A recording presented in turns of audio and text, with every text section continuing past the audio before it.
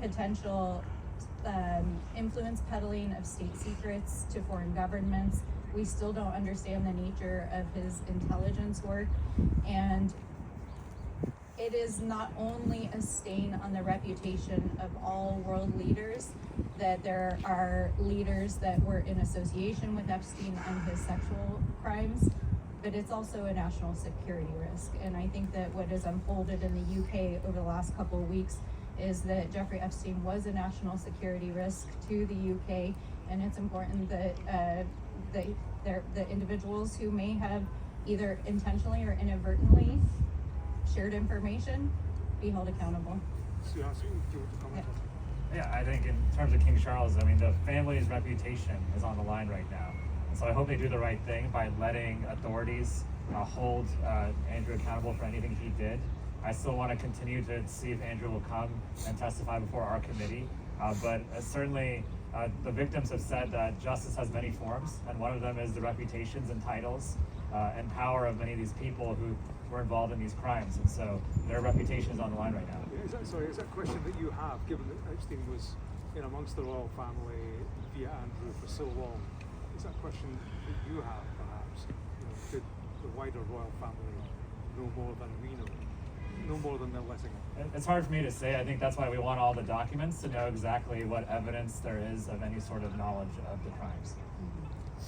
And I think especially when you have a peek behind the redactions and some of the email correspondence, Jeffrey Epstein had a vast network of leaders, businessmen, others that he was involved with globally, and it's not necessarily indicative that he was doing work for governments or that others in the government were involved, but it's clear that his influence peddling and his business scheme involved maintaining those kinds of relationships. So I think at this point it's unclear that there's any evidence that points to broader participation outside of the individuals who've so far been named.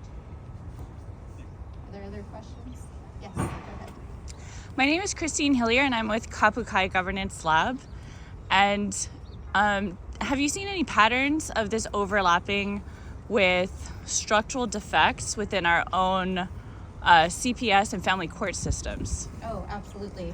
I think one of the things that we met extensively, a number of members and survivors yesterday to talk about what comes next. And I want to make clear that both the members of Congress who are supporting the survivors and the survivors see this not as just a moment of accountability in this case, but about changing the culture and trajectory of violence against women and sexual violence here in the United States and around the world. And it's very clear that our justice system is not a trauma-informed justice system. The way in which the justice system is not only covering up the case now, but re-traumatizing and putting victims at risk is a part of the problem. But there are many laws that need to be changed.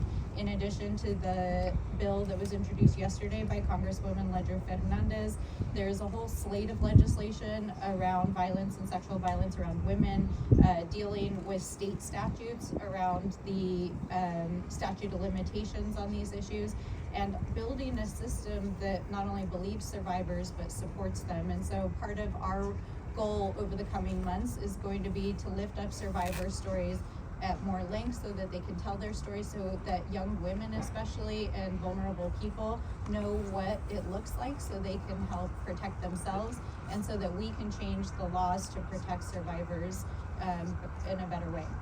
So, go ahead. Okay, so I'm an engineer, and so I have a history of working for the U.S. Air Force and the Department of Defense as a GS-12 training to be a GS-14. So my question is that nuclear systems and aircraft systems have minimum safety requirements for those technologies. They have automatic interlock, like safety interlocks. Do you consider the operating system of the government an operating system? And if so, where are our minimum safety standards like NIST and ISO? My son, just to add, was trapped in a structural defect after a major OPM data breach in 2015 where my high-level security clearance was compromised. And since then, my identity has been burned by paperwork and structural defects across the nation and internationally. So I have been endlessly abducted, but by our own government repeatedly across the United Kingdom and then across the US, Nevada, Colorado, taken off of an airplane. If we can talk to you a little bit more offline about your case, but I'll just say Structural defects. So these Yeah, are structural defects. I'll just say this, no, it's a political system, it's not an operating system, and we do need to reform the system. We'll take one more question and then we're gonna go ahead and head over to judiciary. Nick Brown representing both sides of a system at the same time is a structural defect that resulted in the selling of my child for £281,000 per year per child. Nick Brown, UK. What do you need?